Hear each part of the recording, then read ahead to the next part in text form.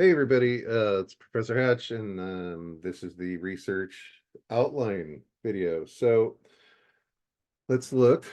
Excuse me, I'm now taller than the camera, I think, and my face is way too close. All right, let's actually look at the assignment. I'm gonna share my screen. So presumably you've already watched the video for the research paper prompt. This is about resisting genocide. If you have not yet watched that, then please do so. What we're going to be doing is looking at the outline assignment. And this is the assignment. It's a 7-paragraph essay total. You don't need to worry about the conclusion so much. So what we're focusing on are really the body paragraphs. For the intro, I only care about the thesis statement. So, and I think in the prompt, I went with stage 4 from the 10 stages of genocide. So we're just going to stick with that example for this video because it's late and my brain is slow. And actually, I need to stop sharing my screen real quick. And I need to share my entire screen so that I can swap back and forth between Canvas here and the outline. So this is the English 1A outline template, which is right here. It's in every outline assignment. And you're familiar with the outlines at this point, so I'm not going to spend a whole lot of time on so much like giving examples of what a topic sentence is. At this point, you should know that. I don't feel like I need to spend a lot of time like reinventing the wheel, but what I do want to talk about is how to organize this assignment. Starting with this is just the standard outline template. I'm going to get rid of, let's see, context, evidence, analysis. Context. I'm going to get rid of the 2 pieces of evidence thing. I'm going to get rid of all the red stuff. We only need the thesis statement for this particular outline. And we don't need, again, we don't need the conclusion at all. But what we do need are more body paragraphs. Actually, that means we need a transition. Yeah, that automatically fix it. Good. And then let's see. That was body 1, body 2, body 3, body 4, body 5. Yeah, that's all we need. I'm literally just going to copy and paste this crap to save time. And I know it's a little boring to watch me work, but you'll survive. You've been through worse. All right, there we go. So no transition needed for the final body paragraph because you're just going straight into the conclusion after that. So this is 6 body paragraph or 5 body paragraphs in an intro. So what are we going to be doing with the first body paragraph? And I'm just going to go ahead and say, I'm going to go back to using all caps for this. Identify which stage of genocide America is in. You're going to be doing that by looking at the 10 stages of genocide handout, right? For body paragraph 2. There we go. I want to see if I can just be lazy. Yeah.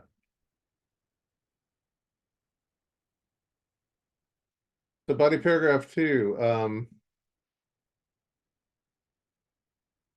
what are the suggested strategies for resisting genocide, or your chosen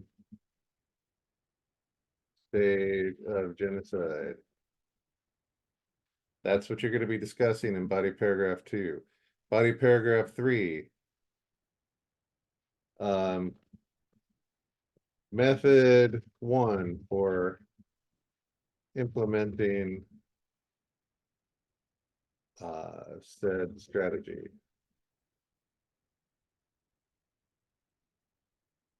We're going to go be extra lazy. Body paragraph 4, method 2 for implementing said strategy. And finally, which strategy is the best solution? There.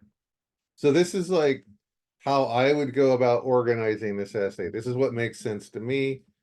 It's honestly why I'm requiring 7 paragraphs total. So I want you to spend 1 paragraph talking about what stage of genocide we're in, what are the suggested strategies for resisting, and then the research part is these 2 paragraphs where you are looking for for 2 different methods for implementing the strategies for resisting stage 4 or whatever stage of genocide. And then finally, this paragraph is just you saying which of those 2 solutions is the best and why. And like, that's entirely, I'm going to stop my screen share real quick. That is entirely, the why is entirely up to you. So like, you're going to be talking about 2 different methods of resisting genocide, and which one of those is the best method? Maybe it's the method that is the cheapest or the, like most economically feasible. Maybe it's the method that is going to have the longest lasting change. It's entirely up to you. So this is where you are showing your critical thinking. Honestly, you're gonna be looking at these 2 methods, evaluating them, and choosing one of them over the other. Maybe they're both excellent, or maybe they're both like, maybe you're not feeling so great about both of them, but one of them sucks less. That's fine. Whichever of these is better than the other and why. That's what that paragraph's for. And I'm going to go back to sharing my screen. So, so I don't know. Let's like again, I'm going with stage 4, which is dehumanization. So a topic sentence for that would be something like, America is currently in stage 4 on the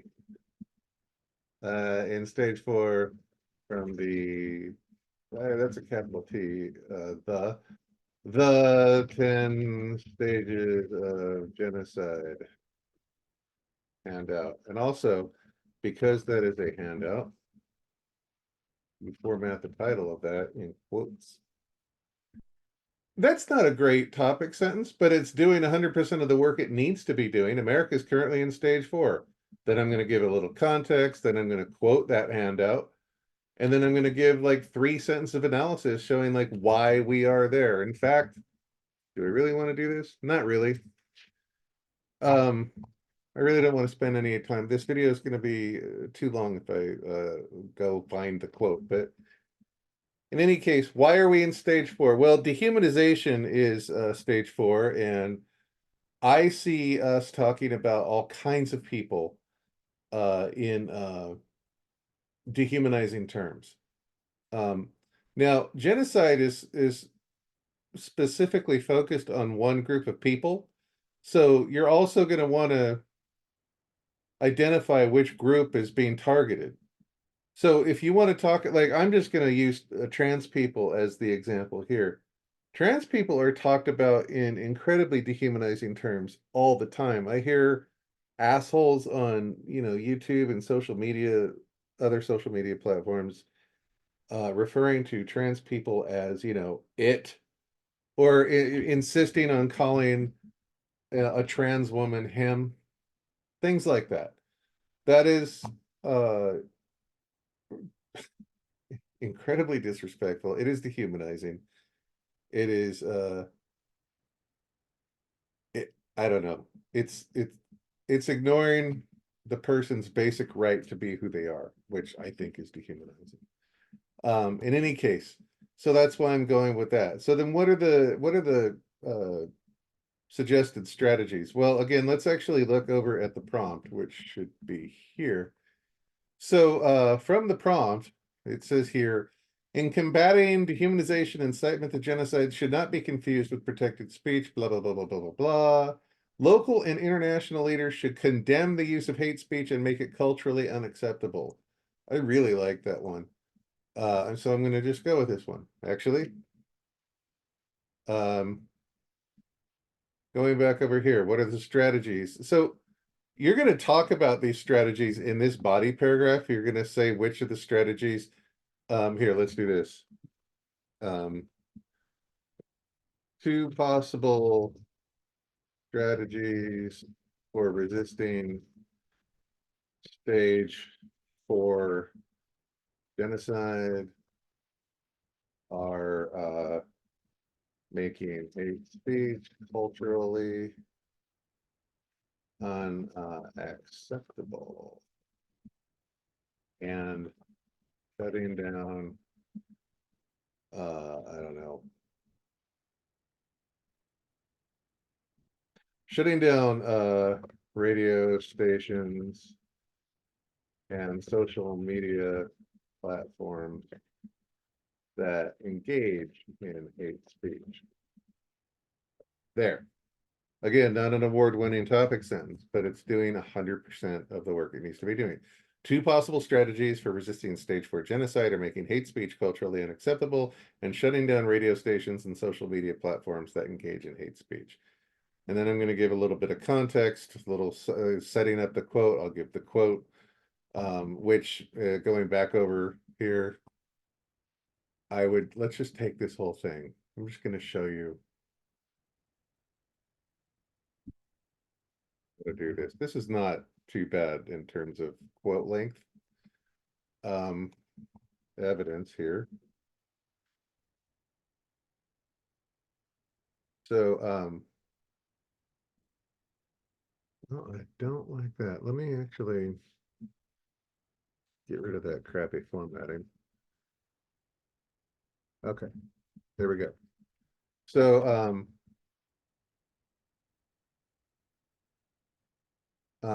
let's see. Hate, actually, we don't want to change it, so we're going to capitalize it. We're just going to put it in brackets. We do need to capitalize it because it's start, but it technically wasn't capitalized, blah, blah, blah. Hate speech. I'm going to should be made there. Hopefully you remember this from one of the DLAs that I made you do. Should be made culturally unaccepted. And then I'm going to use an ellipsis. And I'm going to put in another set of brackets here. And let's see. And hate radio stations should be jammed or shut down, and hate propaganda. Do I need this and? I think I'm going to get rid of this and, actually. I'm going to keep the capital H. Hate radio stations should be jammed or shut down, and hate propaganda and its sources should be banned from social media. And I'm just going to end it there. And that's where that is. And also, this is from page 1. And so we have the quote and then a space and then the page number in parentheses and then a period. And that's how we format and cite a quote. In any case, so there is me giving a quote and then, some analysis explaining why these things are good ideas for, changing the hate speech. Not sure what's going on with that. In any case, that's a good quote. And then I'm just gonna take this. Let's see. Hate speech should be made culturally unacceptable. I'm not gonna paste anything.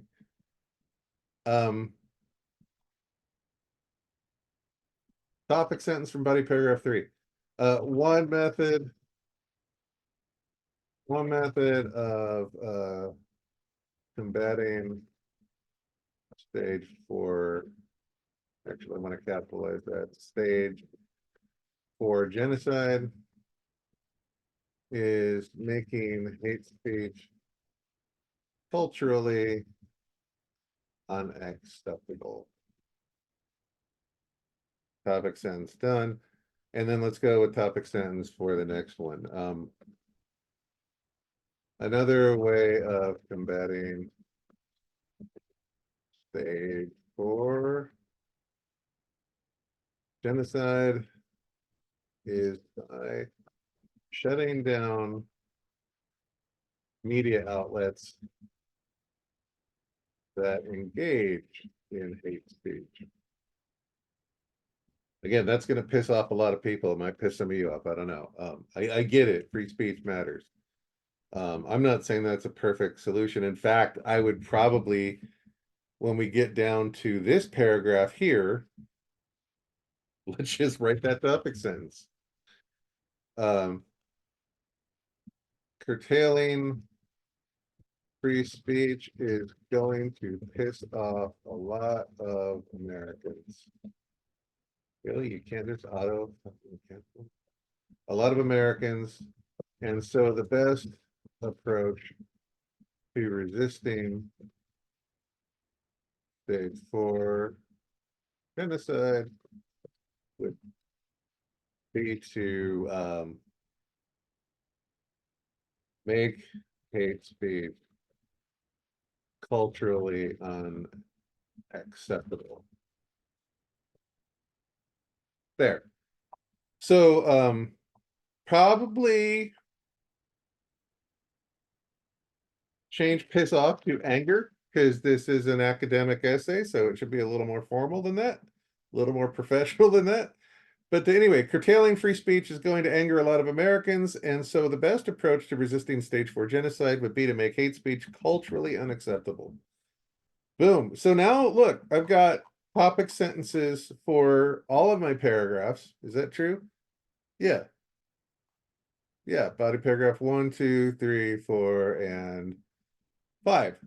So that's awesome. And we've talked in other videos about how to transition and all the rest of that. So I'm not going to spend any more time on that. What I am going to do before I get going, though, is take all of these topic sentences and build them into a thesis statement. So America is currently in stage four genocide, blah, blah, blah, blah, blah. America is currently in stage four genocide. And two ways of resisting this would be to make hate speech socially I don't know, unacceptable. I get there's a better way to do this, but whatever. It's late and this is just the outline. Who gives a shit? This isn't even the shitty rough draft that's supposed to suck. This is just the outline that's supposed to be shittier than the shitty rough draft. Anyway, America is currently in stage four genocide, and two ways of resisting this would be to make hate speech socially unacceptable and to shut down media platforms that engage in hate speech. That's fine. Honestly, I would leave it there. You could make it a longer thesis statement and talk about the particular methods you're going to go to for making hate speech socially unacceptable. And by the way, how do you do that? I don't know. Maybe you start a public service announcement campaign where all the hip young celebrities, all the Zendayas and the Timothy Chalamets are talking about how only losers engage in hate speech. I don't know. You're going to know better than I am how to reach. I'm going to put a D there. How to reach the people. I'm like a pop culture hermit. I go to Marvel movies and ignore everything else. So, but you get the idea. Like maybe you get a bunch of celebrities to talk about what losers, you know, racists are, or whatever, however you think we should best go about that. That might be what I would go with for this paper, but again, you know, up to you. And maybe you go for something completely different if you go with this stage. Oh God, excuse me, it's too late. Anyway, so there. That's how I would organize this paper, and these are examples of, you know, how to come up with the thesis or the topic sentences and turn those into a working thesis statement. This is a good beginning. And then obviously you need the context, the quotes you're going to be using, the analysis. Um, Actually, you don't need analysis, right? Yeah, you don't need analysis. So I'm actually going to do this. Am I going to make you watch this video? This part of the video where I just erase analysis from all of the body paragraphs? Yep, you can skip forward. You know how to do that. But if I don't do it right now, I'm going to forget because that's literally how bad my mind is right now. So, all right. What you need now, you've got topic sentences here, so you need context, your quotes, and then the transitions. What would the transition be? I don't know. And I'm ending this. Um, that said, there are suggested methods of resisting resisting. I'm just going to leave it at that. And then you're going straight into two possible strategies for resisting blah blah blah blah blah. All right, I am done with this crap. So I'm going to put this video on the outline assignment. I'm going to put that Word doc that I just worked on the outline assignment for you to look at as well. And is there anything else? Yeah, as always, text me on Remind 24/7. I will get back to you as soon as I can. You will not wake me up if you text me at 3 a.m. And that's it. There's nothing else I need to say, right? Right. Okay. Bye.